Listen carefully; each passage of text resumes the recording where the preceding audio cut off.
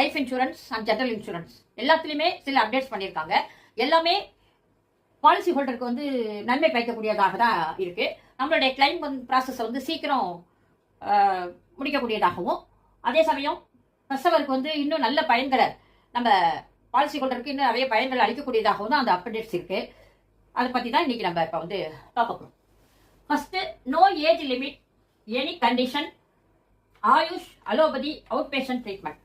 அதாவது முன்னாடி வந்து 2016 அப்டேஷன் படி 65 வயசுக்கு மேல உள்ள யாரும் ஹெல்த் இன்சூரன்ஸ் வந்து புதுசாக எடுக்க முடியாது.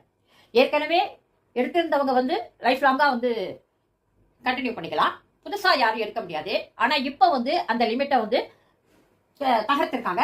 65 வயசுக்கு மேல உள்ளவங்களும் எடுக்க முடியும். அதே மாதிரி பாலிசி ஹோல்டருக்கு வந்து எந்த கண்டிஷன்ல அவங்களுடைய பாடி இருந்தாலும் எடுக்கலாம்.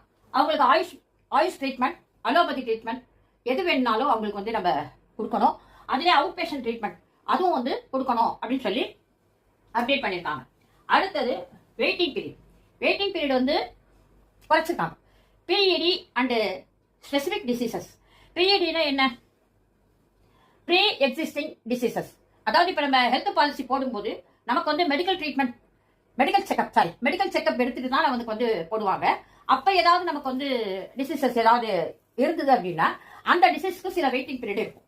அது மாதிரி சில ஸ்பெசிபிக் டிசீசஸ்க்கும் வெயிட்டிங் பீரியட் இருக்கும். அந்த வெயிட்டிங் பீரியட் வந்து 48 மாசமா இருந்தது, இப்போ வந்து 36 மாசமா ஆயிருக்கு.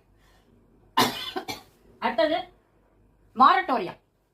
மாரட்டோரியம் என்ன? ஒரு பாலிசி ஹோல்டர் தொடர்ந்து பாலிசி வந்து கட்டிட்டு வராரு வித்தவுட் எனி பிரேக். 8 வருஷம் முன்னாடிலாம் எப்படி வச்சிருந்தாங்க அப்படின்னா 8 வருஷம் தொடர்ந்து ஒரு பாலிசி ஹோல்டர் கட்டியிருந்தார் அப்படின்னா அவருக்கு அதுக்கப்புறம் எந்த கிளைம் வந்தாலும்